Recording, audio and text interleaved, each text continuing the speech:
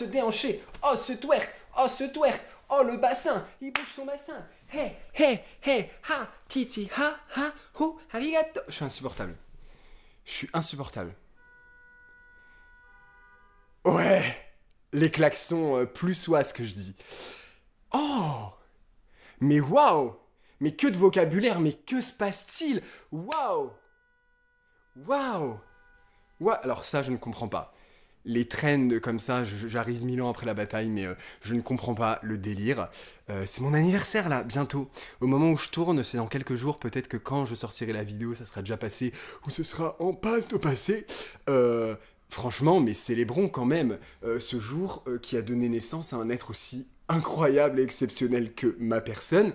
Les gens vont vraiment penser que je suis putain de narcissique.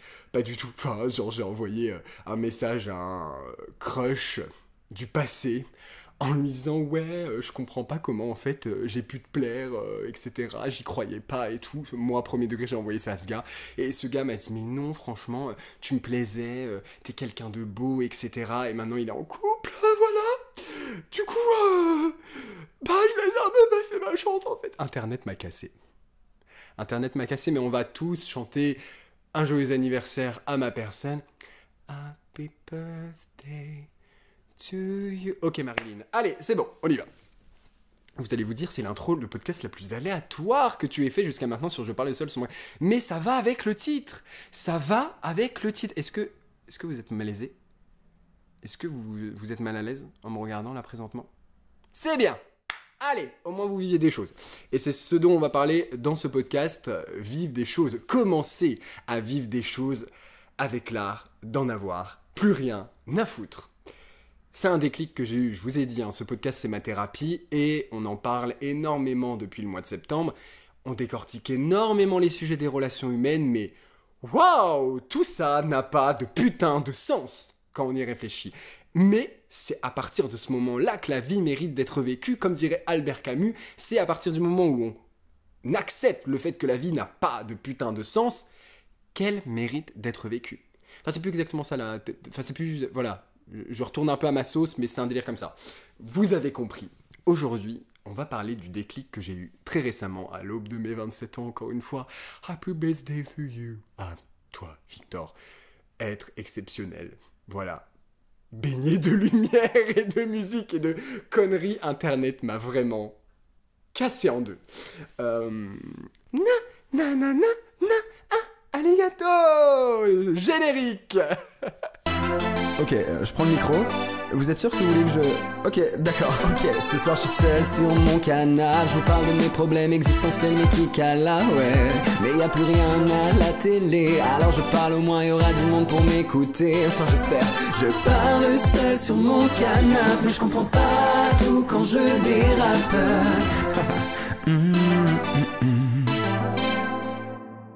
J'ai compris un truc récemment. C'est que je ne vivais pas. J'ai compris un truc récemment, c'est que je me privais de beaucoup trop de choses et que finalement, la vie n'a aucun putain de sens. Et c'est ce qu'affirme Albert Camus dans sa théorie, dans sa philosophie, dans son courant de pensée. Alors attention, je vais juste prendre ce qui m'arrange dans ce courant de pensée-là, parce que j'ai pas envie de faire un cours de philo, et je suis pas là pour ça.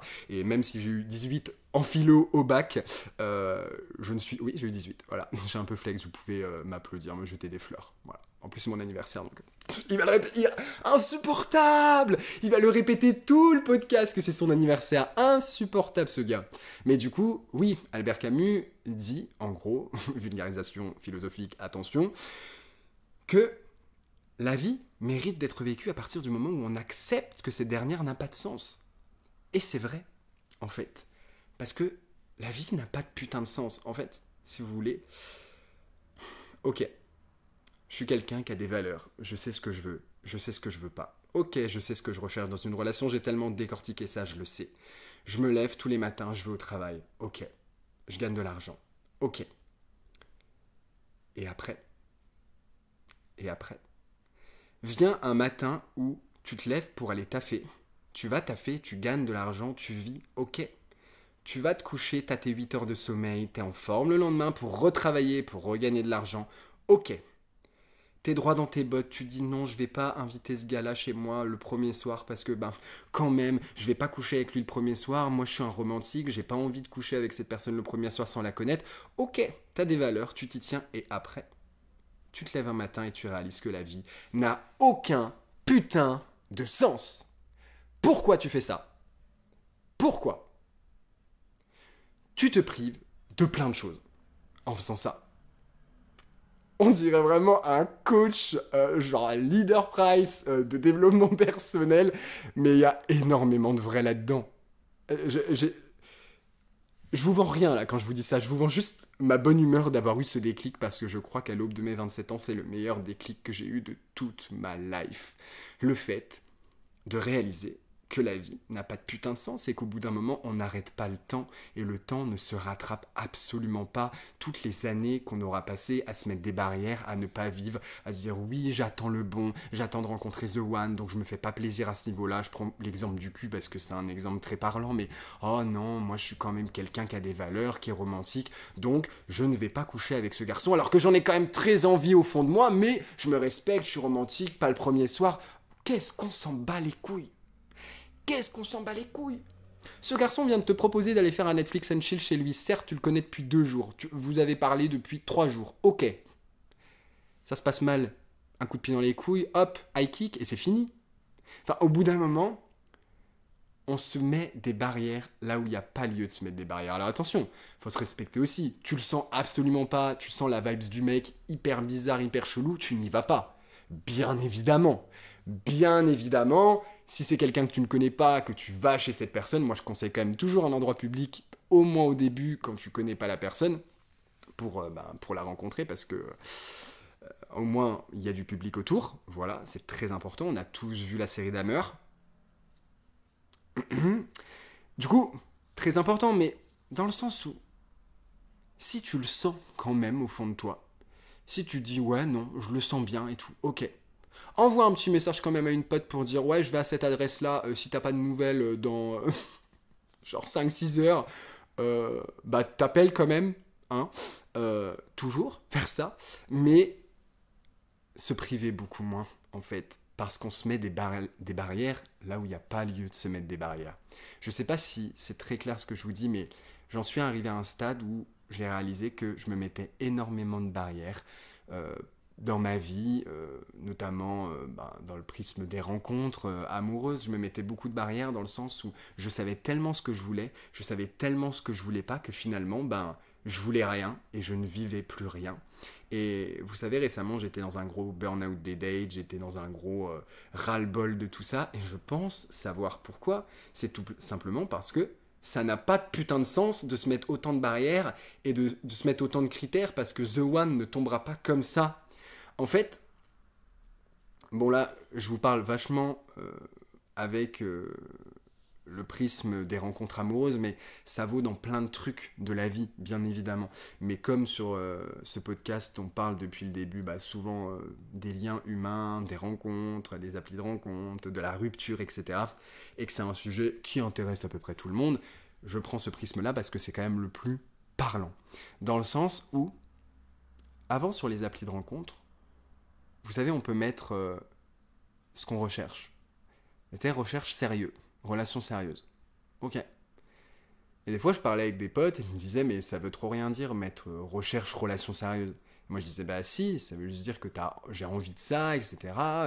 Et du coup, quand je commençais à parler avec les gens, direct, j'avais des discussions qu'on n'a pas à avoir au début. C'est des discussions tout de suite qui posent plein de bases, mais on a le temps d'avoir ces discussions-là. Vous voyez ce que je veux dire? Direct, j'avais l'impression qu'il fallait bombarder la personne d'infos sur ce que moi je voulais, sur ce que je recherchais pour que la personne soit bien au fait de ce que je veux, tout simplement. C'est important, bien sûr, tu peux semer des petites graines à droite à gauche en disant moi c'est comme ça, mais il y a des discussions qu'il ne faut pas avoir au tout début. Si vous êtes amené à avoir ces discussions, vous les aurez. Mais dans le sens où, finalement, je critique les gens qui font leur liste de courses sur les applis. Ok, finalement, je critique ceux qui disent ouais, tant de critères, mais est-ce que c'est pas la même chose bah, que de le faire avec le côté sérieux de la chose, dans le sens où, ouais, moi je recherche une relation sérieuse, pas de trucs éphémères, j'aime pas les trucs qui durent pas, je veux pas de trucs courts, je veux vraiment quelque chose qui dure. Sauf qu'en fait, la vie n'a pas de putain de sens et tu ne peux pas prévoir ça. Donc c'est pas parce que tu le dis au mec et que le mec recherche la même chose que toi que ça va fonctionner. Donc maintenant, depuis que j'ai eu ce déclic et depuis que j'ai compris ça, que ça ne menait clairement à rien de faire ça, je dis au feeling. Au feeling. J'ai même changé sur Tinder. Vous savez, avant, je comprenais pas du tout ce que ça voulait dire. Court terme, ok pour long. Long terme, ok pour court. Premier degré, il y a ça sur Tinder. Et j'en voulais vraiment aux gens qui mettaient ça avant. J'ai dit, ils savent pas ce qu'ils veulent. Long terme, ok pour court. Ça veut dire que bon, si tu me conviens pas en long terme, bah c'est ok pour vivre un truc court avec toi. Mais oui, mais bien évidemment. Bien évidemment, et encore une fois, même si au début tu te dis « Ah, j'envisage cette personne que pour du court, parce que, bah voilà, au premier abord, cette personne n'a pas l'air de te convenir », tu ne sais pas. Tu ne peux pas savoir ce que la vie réserve, en fait. Il y a des gens que j'ai rencontrés, et au premier abord, oui, je me suis dit « Oh non, ça, je sais que ça va mener nulle part et tout », et je coupe direct. Mais cette personne te plaisait physiquement, Victor. Oui. T'aurais pu faire des câlins avec cette personne, Victor. Oui, bien sûr. Mais pourquoi t'as coupé? Bah parce que je recherche du sérieux, c'est parce qu'il me correspond. Mais non. Mais non, bah oui. Mais t'aurais pu vivre un truc sympa, même court, avec cette personne. Et peut-être que le truc court, finalement, tu te serais dit, c'est pas si mal en fait. Et du coup, boum boum, t'aurais creusé. Et du coup, boum boum, ça aurait donné quelque chose de long et de sérieux. C'est un peu le but conscient. C'est un peu le but conscient quand t'essayes à... C'est comme les gens qui essayent à tout prix d'avoir des enfants. Ils essayent d'avoir des enfants, ils essayent d'avoir des enfants, ils essayent d'avoir des enfants, ils arrivent pas, ils arrivent pas, ils arrivent pas. Parce qu'ils essayent. Et c'est au moment où ils arrêtent d'essayer qu'ils en ont. Vous voyez ce que je veux dire? C'est exactement ça. Donc finalement, je suis pas trop d'accord avec ce truc de ouais, ça te tombera dessus quand tu t'y attendras le moins. Non. Bien évidemment, non. C'est pas en restant le cul de mon Netflix que ça va te tomber dessus. Mais c'est en arrêtant de te poser trop de questions. Et j'en viens au sujet principal de ce podcast. Arrêtez de se poser trop de questions pour commencer à vivre. C'est trop important. Désolé, je bégaye. Ce podcast est peut-être un peu brouillon, mais je pense qu'il est nécessaire parce que on est énormément à se poser trop de questions et du coup à s'empêcher de vivre. Arrêtez de vous poser trop de questions pour enfin commencer à vivre. Oui, vous voulez du sérieux, oui, vous voulez rencontrer quelqu'un de bien, mais ça ne vous empêche pas aussi d'être ouvert à potentiellement vivre un truc court avec quelqu'un. Et même si au début vous vous dites « Ah, c'est potentiellement un truc court parce que je sens que la personne ne va pas me correspondre à tel ou tel point », on ne sait pas en fait. Parce que ça se trouve c'est l'homme de votre vie et ça partira d'un truc qui de base était censé être court et ça se fera hyper naturellement. Je pense que le naturel d'une rencontre ou le naturel de la vie, c'est beaucoup plus amusant que se mettre plein de barrières. Bien sûr, je parle pas d'être dans ce truc... à fond du yes man qui va dire oui à tout. Si c'est un truc que je sens pas, bien sûr que je dis non. Bien sûr que j'y vais pas. Bien sûr je suis là, non, j'ai pas envie. Bien sûr, je suis encore capable de dire non. C'est juste que je vais pas forcément me bloquer là où j'aurais pu me bloquer avant, vous voyez. Je commence tôt le travail, ok, là ce gars me propose de sortir, ouais mais j'ai envie d'avoir mes 8 heures de sommeil, ok, bah je vais dire non pour avoir mes 8 heures de sommeil, demain je vais bosser, ok, je serai en forme au travail, et après? Tu t'en fous, tu dis oui, tu vas à la soirée avec le gars, tu dormiras mieux le lendemain, en fait. On peut crever en traversant la route. On peut se faire percuter par un putain de bus. À partir de là, on n'arrête pas le temps. Là, les secondes, les minutes, les heures que tu passes à rien foutre, à te poser des questions, tu les rattraperas jamais. Tu les rattraperas jamais. Oh, t'as rencontré ce gars. Oh, tu t'es dit non quand même, je l'emmène pas chez moi le premier soir. J'ai très envie de coucher avec quand même, mais non, je me respecte, j'ai des valeurs, je suis romantique, je vais pas l'emmener chez moi le premier soir. Boum, tu rentres chez toi, t'es tout seul. Et le lendemain, tu vas travailler et t'es en forme, t'as eu tes 8 heures de sommeil, super. Qu'est-ce que t'as vécu? Rien. Au bout d'un moment, il faut un peu vivre à l'instinct. Il faut un peu vivre à l'instinct. Vivre le moment présent, vivre en pleine conscience, c'est un peu ce but-là que j'essaye d'atteindre. Et c'est très dur pour quelqu'un qui toute sa vie a eu tendance à se poser trop de questions. Vous voyez, autre exemple, j'ai plein de tocs. J'ai plein de tocs de ouf. Ça, j'en ai jamais parlé. Très personnel, hein, cet épisode. Mais des tocs, par exemple, dans mon appartement, il y a des choses, j'ai un peu peur que ça se casse avec l'usure, etc. Du coup, je suis tous les jours en train de vérifier que cette chose en question ne se casse pas. Est-ce que j'ai du pouvoir là-dessus ? Est-ce que me stresser pour des trucs sur lesquels je n'ai pas d'emprise, je n'ai pas de pouvoir, c'est essentiel ? Non, ça me fait juste stresser pour rien, en fait. Arrêtez de se stresser sur les choses pour lesquelles vous n'avez pas d'emprise. Pareil, on parle de cul, on y revient, les MST. Ok. Je peux crever, je peux me faire percuter par un bus en traversant la route. À ce moment-là, pourquoi se priver d'avoir des bons moments avec des gars, d'avoir des bons moments avec des gars qui potentiellement pourraient te plaire et avec qui tu avais envie de coucher, par peur des MST en fait. La peur n'évitera jamais le danger qu'il peut avoir derrière. Le danger, t'as aucune emprise dessus. Tu peux faire attention, tu peux limiter les risques, bien évidemment, c'est très très important de limiter les risques quand on peut limiter les risques, vous-même vous savez. Bien évidemment, je parle pas de faire n'importe quoi, mais je parle juste d'arrêter de stresser sur les points sur lesquels tu n'as pas d'emprise. C'est trop important, et putain ce podcast est ultra brouillon, j'espère que ça va, et que c'est assez digeste à écouter. J'ai l'impression que j'ai pas mis mon micro assez fort là-bas, de ce que je vois de la bande-son qui défile. J'espère que ça va être assez fort et que je pourrai rattraper ça, parce que j'ai quand même dit, à mon avis, des trucs un peu intéressants, donc... Désolé si c'est pas assez fort, j'espère. En tout cas, il y a tellement de fluctuations dans ma voix pendant cet épisode que c'est peut-être pas plus mal. J'ai pas grand-chose de plus à dire, si ce n'est que, à l'aube de mes 27 ans, je pense que c'est le meilleur déclic que j'ai eu de ma vie. C'est très compliqué, hein. C'est très compliqué de déconstruire tout ça. Mais vous voyez, je suis passé par plein d'étapes. Et tout ce burn-out que j'ai eu dans les dates, j'ai fait une espèce de déprime. On va appeler ça déprime. J'ai fait une espèce de déprime là, début d'année quand même.